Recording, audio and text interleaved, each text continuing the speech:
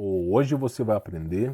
Hoje falaremos a parte 2 do cronovisor, o equipamento que em teoria era capaz de viajar ao tempo ou acessar as memórias do passado, visto que o universo é descrito entre energia e vibração, e que tudo é energia, e que até mesmo as memórias do passado são energéticas, tudo é energia. Chegou um grande cientista como Von Braun, Albert Einstein, trabalhando em conluio com uma igreja lá da Europa, e criaram um equipamento chamado cronovisor, que é capaz de acessar as memórias do passado. Não muito longe disso, na mesma época, o Bigodudo, né, que eu não posso falar o nome aqui, da G2, criou o Die Klok, né, que simplesmente é uma máquina de viajar no tempo. Então você vê que estavam pareadas uma com a outra aí. Mas, no caso do cronovisor, ela foi confiscada pelo Vaticano, tá? Se fosse mentira, porque haveria necessidade de confiscar? Por que não expor o ridículo ao público? Por que não pegar a máquina e publicar no jornal, que é uma grande farsa? Porque teve que ser oculta e confiscada, tá bom? Então, no vídeo passado, só um adendo bem rápido, não esqueço, tá? Participe do meu trabalho, tem links na descrição para você remover as amarras do sistema, e acesse o Telegram, porque a parte 1 PDF já está disponível lá gratuitamente. E esse PDF da aula de hoje também está disponível gratuitamente para você por lá, tá? Então tem os links aí na descrição. Essa é a parte 2. Essa imagem que você está vendo, essa maior aqui, foi um quadro que eles pintaram para tentar abafar o caso, para falar assim, não, essa foto foi assemelhada num quadro, só que esse quadro foi pintado depois da foto. Tá? E eu trouxe essa foto aqui em alta resolução para os inscritos aqui do canal da parte 1, tá bom? Né? A imagem de Cristo Jesus, tá?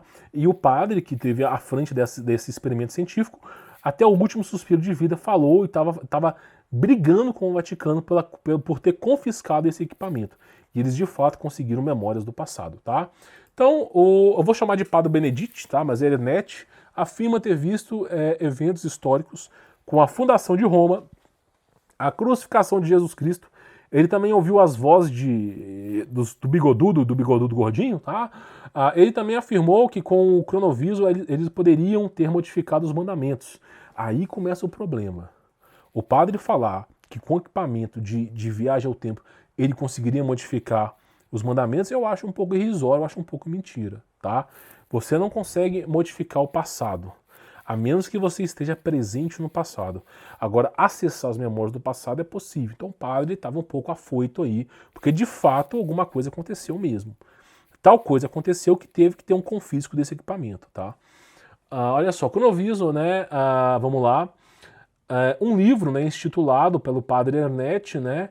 A criação e desaparecimento da primeira máquina do tempo do mundo, né? De Peter Casa. Então teve um cara que viajou para esses locais, conversou com os parentes, documentou tudo bem documentado e fez um livro. E esse livro explora essas afirmações e sua autenticidade, tá? A versão americana do livro inclui a alegada confissão de um parente do Ernest, que preferiu permanecer no anonimato. Esses caras devem ter sofrido ameaças até dizer que chega. Principalmente quando você constrói uma máquina do tempo, não é verdade? Para acessar as lembranças do passado, tá? E olha só, prefere permanecer em anônimo, segundo o qual o próprio padre Ernest revelou a verdade sobre o cronovisor em seu leito de morte. Então, assim, o que acabou acontecendo? Olha que curioso caso aqui, tá? Vamos lá. O boato se espalhou pelo mundo. No entanto, né, o padre já havia dado pequenos detalhes em algumas publicações.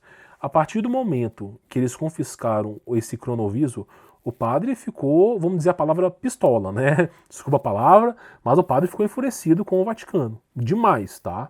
E olha só, em julho de 1965, uma revista religiosa, France, aí eu não sei ler aquilo ali, que é em francês, né, fala sobre a publicação, né, dessa máquina, tá? Então eles começaram a publicar no jornal, né, pegaram notícia, mas a pouca importância desses 2 meios de comunicação fez com que a notícia fosse levada em consideração. O projeto foi cancelado e requisitado pelo Vaticano. O Vaticano foi lá, depois que publicou na notícia, mesmo com poucas pessoas vendo aquilo ali como importante, foi lá e confiscou, né? Mas não teria destruído. Ou seja, não, é tudo uma mentira. Né? Esse cronovisor é uma mentira. Mentira. Eu vou confiscar o equipamento, eu não vou destruir o equipamento, eu vou descobrir como ele funciona e vou ocultar da civilização. Mas é uma mentira, tá bom? Ah, que delícia. Pois é. O projeto foi cancelado, requisitado pelo Vaticano, mas não destruído. O cronoviso foi mantido nos quartos da Santa Fé. Poucos dias antes de sua morte, Ernedite, que não confiava em nada no Vaticano, cara, ficou pé da vida, né? Enviou uma carta ao Japão, um país onde tinha grandes amigos e contatos. O cara publicou, ele escreveu todos os dados científicos e enviou para outras pessoas. Já que vocês vão confiscar o equipamento, que outras pessoas saibam a verdade. Grande delícia, né? Eu, o que não coloco as imagens que o padre escreveu aqui. Eu nem coloco, tá? Deixa só na teoria. Mas tá aí algumas publicações de revistas, tá? Alguns livros que foram criados, mas em teoria me parece que o padre conseguia acessar dados do passado, né? A minha opinião pessoal é que não é possível ver o futuro, pois ao ser revelado constantemente ele mudaria. É claro, se esse padre uma hora ele falou que também podia ver o futuro, mas eu acho que ele estava muito entusiasmado com a descoberta. Porque se você vai ver que você vai cair num buraco, você não vai cair no buraco. Se você não vai cair no buraco, o futuro mudou. Entendeu? Então olha só, logo o futuro seria incerto, contudo é de se presumir que talvez seja realmente possível enxergar o passado. Quantas pessoas que ao mexerem com o ocultismo e sessões de mediunidade, com demônios, não encontram objetos perdidos há 70 anos? Quantas vezes o bigodudo na G2, por exemplo, não fez sessões de mediunidade para descobrir onde estava disco voador caído? Quantas vezes o cara só mexia com o ocultismo, meu irmão? Olha só, ou seja, aqui temos duas teorias possíveis. Tem os demônios também, tá, que eu preciso falar aqui. A primeira é que esses objetos de visão sejam janelas para outras dimensões, como Abaddon, pai da mentira, e conhecendo o poder dos Nefilins, eles poderiam muito bem criar imagens falsas com um certo nível de veracidade para convencer os fiéis. Ou seja, uma das teorias é o seguinte, que a imagem que fora produzida por esse equipamento pode ser artimanhas do diabo. Existe essa hipótese. É mínima, mas pode ser. Pode ser que a imagem que foi aberta, foi vista, pode ter sido criada por demônios para ludibriar os caras lá, tá? E isso criou talvez a possibilidade do medo do Vaticano.